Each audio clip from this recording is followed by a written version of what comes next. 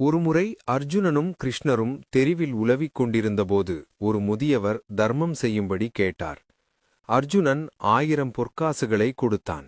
முதியவருக்கு மகிழ்ச்சி. ஆஹா, இது நம் குடும்பத்திற்கு 5-6 ஆண்டுகளுக்கு போதுமே என்று எண்ணி வீட்டுக்கு புறப்பட்டார். இதை கவனித்த ஒரு திருடன் பொற்காசுகளை வயோதிகரிடமிருந்து பறித்து சென்று விட்டான்.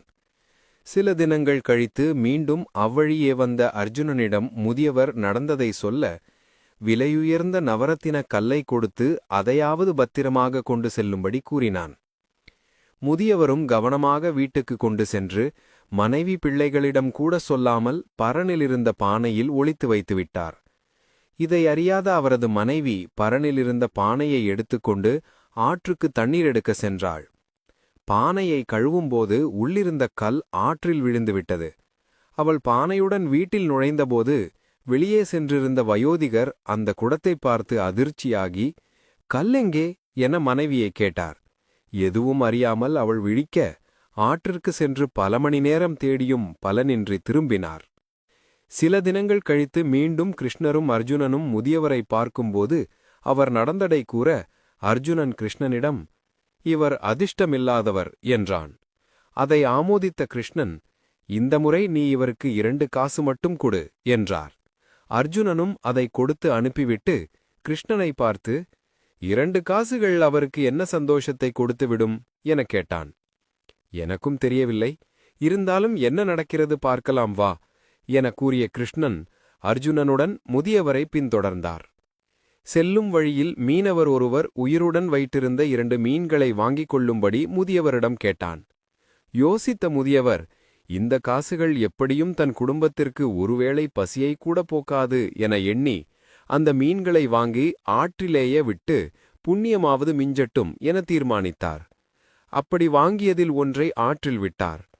இன்னொரு மீனின் தொண்டையில் ஏதோ சிக்கியிருப்பதை பார்த்த அவர் மீனின் வாயை பிளந்து பார்த்தார். அதை பார்த்ததும் பிரமிப்பின் உச்சத்திற்கே சென்றார். அது அவர் மனைவி ஆற்றில் தவறவிட்ட விலையுயர்ந்த கல். சந்தோஷ மிகுதியால் சிக்கியாச்சு என்று கூச்சலிட்டார். அதே நேரம் யதார்த்தமாக அவ்வழியே இவரிடம் கொள்ளையடித்த திருடன் வர, அவன் திடுக்கிட்டு தன்னைத்தான் முதியவர் கூறுகிறார் என்றெண்ணி திரும்ப ஓடகையில் கிருஷ்ணனும் அர்ஜுனனும் அவனை பிடித்துவிட்டனர். அவனை சிறையில் அடைத்துவிட்டு அவன் வீட்டிலிருந்த வயோதிகரிடமிருந்து பறித்து சென்ற தங்க காசுகளை பறிமுதல் செய்தனர். அவை அனைத்தையும் முதியவருக்கு கொடுத்தனர். அர்ஜுனன் கிருஷ்ணனிடம், வாழ்வில்தான் எத்தனை விசித்திரங்கள், அதிலும் இது போன்ற நிகழ்வுகள் எப்படி சாத்தியம் என்று கேட்டான். கிருஷ்ணன் சிரித்துக்கொண்டே, இவர் நீ முன்பு கொடுத்ததை தனக்கும் தன் குடும்பத்துக்கு மட்டுமே எடுத்து செல்ல வேண்டும் எண்ணினார். அடுத்து நீ கொடுத்த விலையுயர்ந்த கல்லை தானும் உபயோகிக்காமல் மற்றவருக்கும் பயன்படாமல் ஒளித்து வைத்திருந்தார். ஆகவே அவை இரண்டும் அவரிடம் தங்கவில்லை.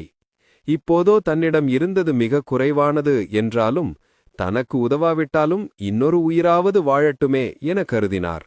இந்த புண்ணியத்தால் இழந்த செல்வத்துக்கும் மேலாகவே அடைந்தார். பிறருக்கு நல்லதை நினை, உனக்கான நல்லது தானாகவே அடக்கும்.